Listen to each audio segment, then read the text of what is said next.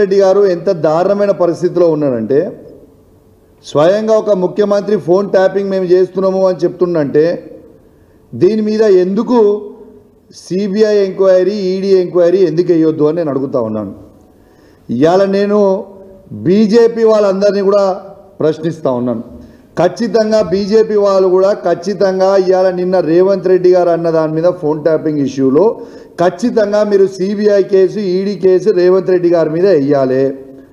దీని మీద ఖచ్చితంగా ఎంక్వైరీ చేయాలి. ఎందుకు చేయరు అని మేము అడుగుతా ఉన్నాం. ఇవాళ ఒకటే ఆలోచన చేయండి. ఇలా రేవంత్ రెడ్డి గారు ఎంత దౌర్భాగ్యంగా ప్రవర్తిస్తూ ఉన్నాడంటే ఫోన్ ట్యాపింగ్ చేస్తూ అఫీషియల్గా ఆఫీసర్లు ఫోన్ ట్యాపింగ్లు చేపిస్తూ ప్రైవేట్ హ్యాకర్లను పెట్టి మా బీఆర్ఎస్ పార్టీ నాయకుల ఫోన్లు అందరివి కేసీఆర్ గారివి, కేటీఆర్ గారివి, హరీష్ రావు గారిది, మా శాసనసభ్యులవి, మా శాసన మండల సభ్యులవి, మా పార్లమెంట్ సభ్యులతో పాటు కాంగ్రెస్ పార్టీ మంత్రులవి, కాంగ్రెస్ పార్టీ శాసనసభ్యులవి, కాంగ్రెస్ పార్టీ ఎమ్మెల్సీలవి కూడా ఇలా బీజేపీ పార్టీ సంబంధించిన ఇద్దరు మంత్రులు కిషన్ రెడ్డి గారిది, బండి సంజయ్ గారిది మరియు ఉన్న బీజేపీ పార్టీ ఎంపీలవి అందరివి కూడా ఇవాళ రేవంత్ రెడ్డి గారు ట్యాపింగ్ చేస్తున్నారని స్వయంగా ఆయననే ఒప్పుకున్నాడు నిన్న చిట్ చాట్లో. మరి దీని మీద కేసు ఎందుకు కావద్దు? ఖచ్చితంగా దీని మీద కేసు కావాలని నేను డిమాండ్ చేస్తూ ఉన్నాను. ఇవాళ ఎన్ని రోజులు అబద్ధాలు ఆడతావా? అసలు రోజొక డ్రామా. ఇవాళ అసలు నువ్వు ఇప్పుడు దాదాపు ఈ నవంబర్ వస్తే 2 years అవుతుంది. అసలు కొత్త ప్రాజెక్ట్ కానీ కొత్త స్కీములు కానీ ఒక్కటన్నా నువ్వు చెప్పినవి ఇంప్లిమెంట్ చేసినావా? ఎంతసేపు ఒక డ్రామా చేయడం తప్పితే ఖచ్చితంగా రేవంత్ రెడ్డి గారి మీద ఎట్టు పరిస్థితిలో ఈడీ సిబిఐ కేసు ఈ ఫోన్ ట్యాపింగ్ ఇష్యూలో పెట్టాలి.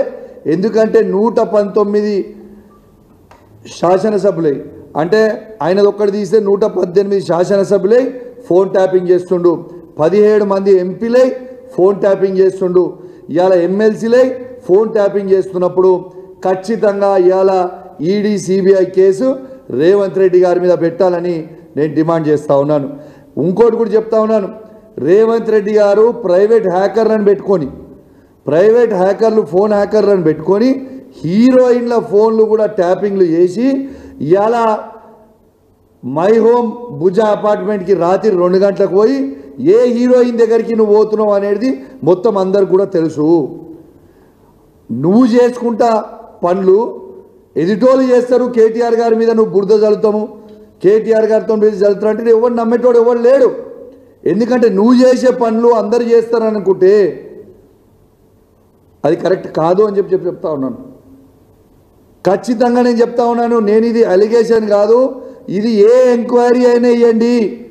ప్రైవేట్ హ్యాకర్లతోని రేవంత్ రెడ్డి గారు హీరోయిన్ల ఫోన్లు ట్యాప్ చేయిస్తూ ఉన్నాడు. ఆ హీరోయిన్లని బ్లాక్మెయిల్ చేస్తూ ఉన్నారు. ఆఖరికి మొన్న మిస్ వరల్డ్ వచ్చిన వాళ్ళే కూడా ఫోన్లు ప్రైవేట్ హ్యాకర్లతోని దాన్ని ట్యాపింగ్ చేయించిండు. ట్యాపింగ్ చేయించి ఎంత అసభ్యంగా ప్రవర్తించిర్రో వాళ్ళని బ్లాక్మెయిల్ చేసే ప్రయత్నం చేసిర్రో మీరు అందరు కూడా చూసిర్రు. ఇవన్నీ కూడా వాస్తవాలు నేను చెప్పేది, ఏది కూడా అబద్ధాలు చెప్తారండి. ఇలా మిస్ వరల్డ్ వచ్చిన వాళ్ళందరివి కూడా హ్యాకింగ్ చేసినావు, హీరోయిన్ల ఫోన్లు హ్యాకింగ్ చేస్తున్నావు. ఆఖరికి ఒక హీరోయిన్ ఫోన్ హ్యాకింగ్ చేసి ఆ హీరోయిన్ని ట్రాప్లో పడేసి బ్లాక్మెయిల్ చేసి మై హోమ్ పూజాకి రాత్రి 2 గంటలకి పోయి ఆ హీరోయిన్తో ఏం చేసినావు నీకే తెలియాలి, ఇక మాకైతే తెలియదు. కానీ మాకు సంస్కారం ఉన్నది కాబట్టి ఆ హీరోయిన్ పేరు బయట పెడతలేం. కానీ మేము బయట తలుచుకుంటే నువ్వు తిరిగిన 16 మందితోని నేను బయట పెడతా. ఏదో ఒక రోజు నువ్వు ఇదే విధంగా చేస్తూ ఉంటే నువ్వు తిరిగిన 16 మంది నువ్వు చేసింది ప్రతి నాకు తెలుసు. నేను కూడా కాంగ్రెస్ పార్టీ నుంచి వచ్చిన. నువ్వు ఏమేమి చేసినావు, ఎక్కడెక్కడ చేసినావు, జూబ్లీస్ లేయడం అనుకున్నావు, దుబాయ్ లేయడం అనుకున్నావు, ఢిల్లీ లేయడం అనుకున్నావు, అన్నీ తెలుసు మాకు కూడా. నువ్వు చక్కగా రాజకీయం ముఖ్యమంత్రి లెక్క బిహేవ్ చేసి చక్కగా రాజకీయం చేస్తే చక్కగా మేము కూడా చేస్తాం. నీ నోటికి వచ్చినట్టు పర్సనల్ విషయాలు పర్సనల్గా ఉన్నా లేకున్నా ఉండదు. మేము కేటీఆర్ గారి మీద బురద ఊస్తాం, మేము కేటీఆర్ గారి మీద బద్నాం చేస్తామంటే ఈడు ఊకునేటోడు ఎవరు లేడు. ఇవాళ కేటీఆర్ గారు కడిగిన ఆనముత్యంలాగా బయటికి వస్తాడు. ఇలా ప్రజలందరూ కూడా కేసీఆర్ గారు, కేటీఆర్ గారు, హరీష్ రావు గారు కావాలని కోరుకుంటా ఉన్నారు. నీ చిల్లర రాజకీయం వల్ల ప్రజలు కూడా ఫెడప్ అయిపోయారు. బంద్ చేయి. ఎన్ని రోజులు ఇదే పని చేస్తుంటావా? నేను మళ్ళీ చెప్తున్నా, ఇవాళ రేవంత్ రెడ్డి గారు ప్రతి యాక్ట్రెస్ కూడా చాలా జాగ్రత్తగా ఉండాలి.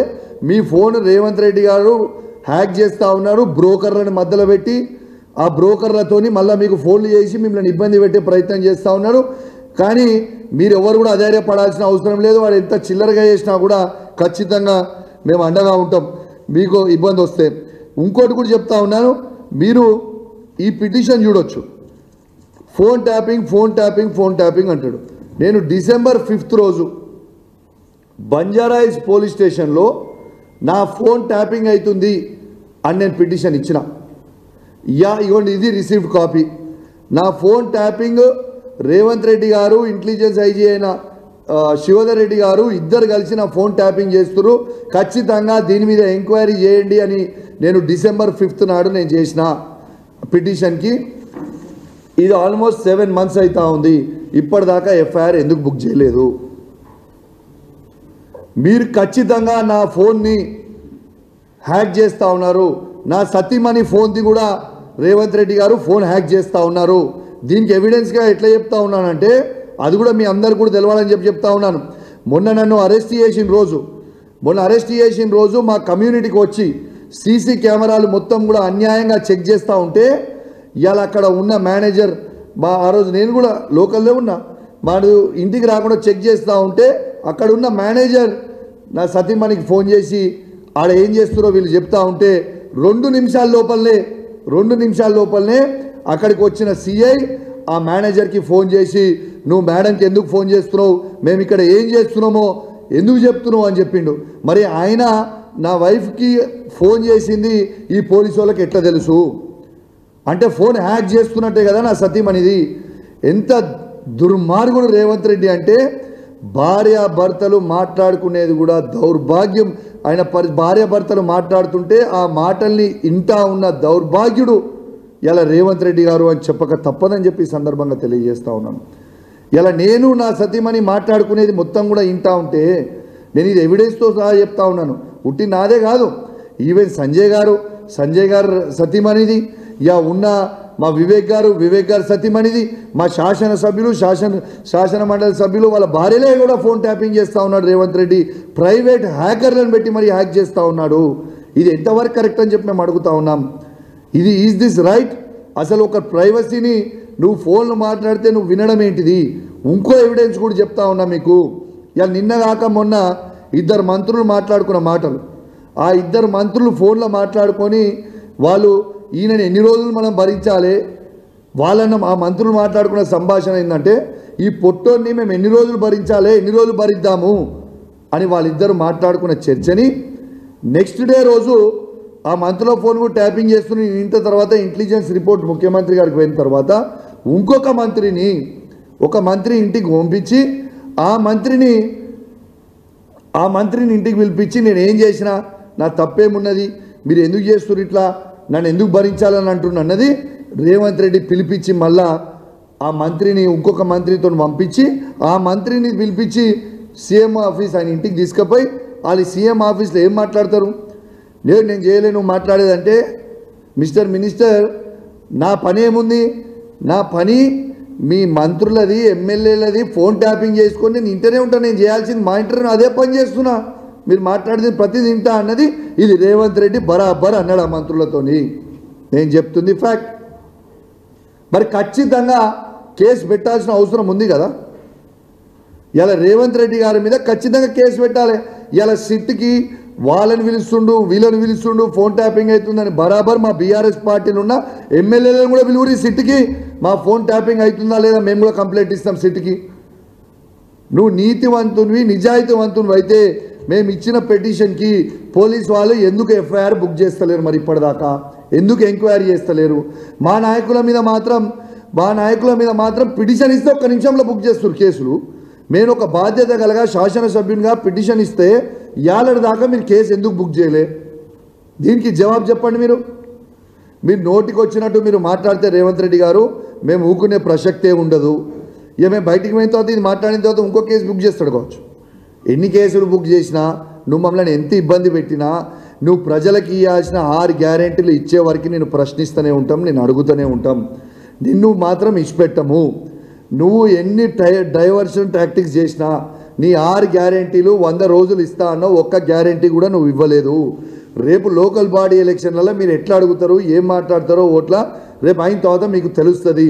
కానీ బీఆర్ఎస్ పార్టీ పక్షాన కేసీఆర్ గారి నాయకత్వంలో, కేటీఆర్ గారి, హరీష్ గారి నాయకత్వంలో ఖచ్చితంగా మేము మిమ్మల్ని ప్రశ్నిస్తూనే ఉంటామని చెప్పి సందర్భంగా తెలియజేస్తూ, మరి ఖచ్చితంగా మీడియా మాత్రం దయచేసి నేను చెప్తా ఉన్నా, ఈ ఫోన్ ట్యాపింగ్ ఇష్యూ మాత్రం మీరు చాలా సీరియస్గా తీసుకోవాలి. కేసీఆర్ గారు, కేటీఆర్ గారు, హరీష్ రావు గారు మాత్రం ఏనాడు కూడా ఫోన్ ట్యాపింగ్ మా ప్రభుత్వంలో మేము చెయ్యలేదు. ఆ ఫోన్ ట్యాపింగ్ ముచ్చటనే రాలేదు. కానీ ఈడ స్వయంగా రేవంత్ రెడ్డి గారు రాష్ట్ర ముఖ్యమంత్రి చిట్ చాట్లో ఫోన్ ట్యాపింగ్ చేయడం చాలా కామన్ అని చెప్పిండు ముఖ్యమంత్రి రేవంత్ రెడ్డి గారు. రేవంత్ రెడ్డి గారు ఫోన్ ట్యాపింగ్ చేస్తుండు, కానీ మా కేసీఆర్ గారి ప్రభుత్వంలో ఏనాడు మేము ఒక్కరిది కూడా ఫోన్ ట్యాపింగ్ చేయలేదు. ఇది మాత్రం స్వయంగా మీరు గమనించాలని మొత్తం ఎలక్ట్రానిక్ మీడియా, ప్రింట్ మీడియా ద్వారా యావత్ తెలంగాణ ప్రజలందరూ కూడా తెలియజేస్తూ ఉన్నాం. ఫోన్ ట్యాపింగ్ చేసింది మేము మాత్రం చేయలేదు, మేము చేసింది కాదు, రేవంత్ రెడ్డి గారు చేస్తున్నారని స్వయంగా రేవంత్ రెడ్డి గారే చెప్పిందనేది కూడా మొత్తం ప్రజలు కూడా గమనించాలని విజ్ఞప్తి చేస్తూ సెలవు తీసుకుంటా.